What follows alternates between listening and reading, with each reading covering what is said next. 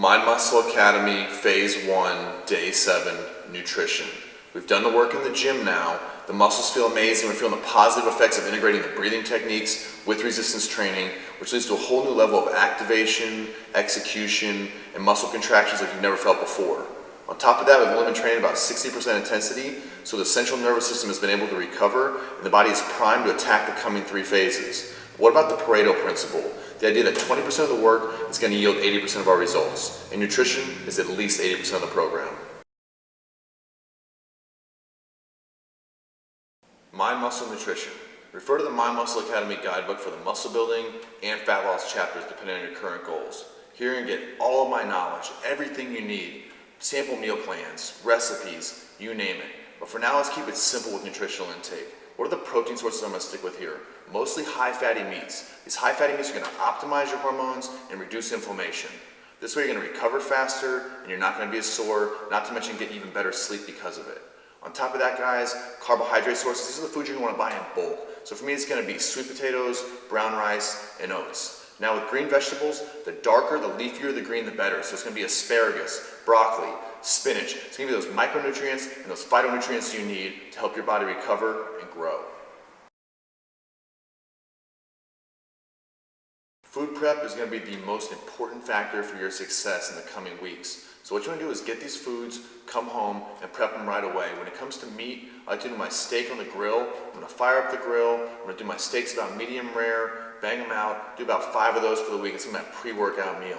Now for my chicken, I'll grill this as well to add that nice quality flavor that's going to last all week. But if you're in a rush, you can throw them in the crock pot, bake them in the oven, sear them in the pan, whatever works best for you. Either way, prep this meat up in bulk, get it in your Tupperware, and get it ready to go.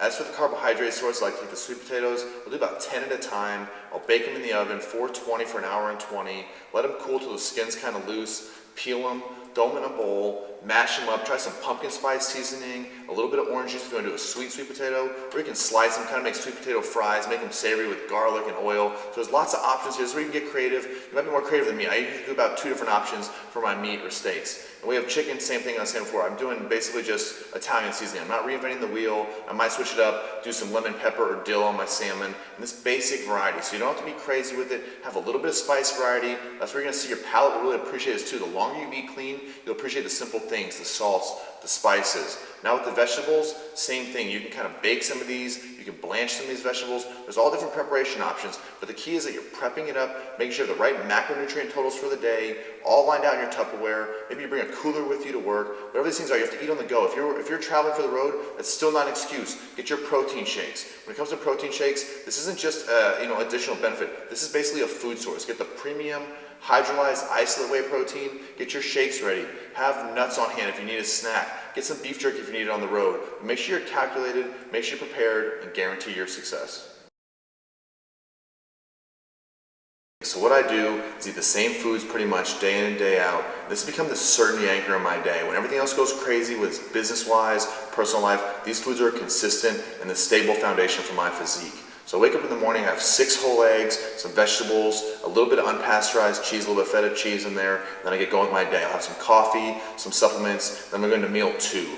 Meal 2 is going to be 2 scoops of whey isolate protein and a little bit of fat, which is going to be a scoop of peanut butter or 3 fish oil pills. From there, about 2 or 3 hours later, I'll have meal 3, which is my pre-workout meal. It's going to be beef or steak with 8 ounces of sweet potato and broccoli. From here, I'll have my pre-workout subs, get into my training session, I'll go all out. By now my muscles are screaming to get refueled with carbohydrates. I'm going to hit them with some fast-acting carbohydrates, which is going to be fruit, blueberries or banana, about a cup of oats, and 2 scoops of whey isolate protein. From here, 2 hours later, my body is still starving from this training session. I'm going to get some fast-digesting protein source here, which is going to be chicken, sweet potatoes, and some more veg, usually asparagus. Now when I get home that night, I'm having my final and 6th meal of the day, which is going to be salmon, asparagus, and whatever the veggies be. I might do a vegetable medley. But either way, this is my foundation. This is the recipe for success. Apply it to your fitness physique, and let's make it happen.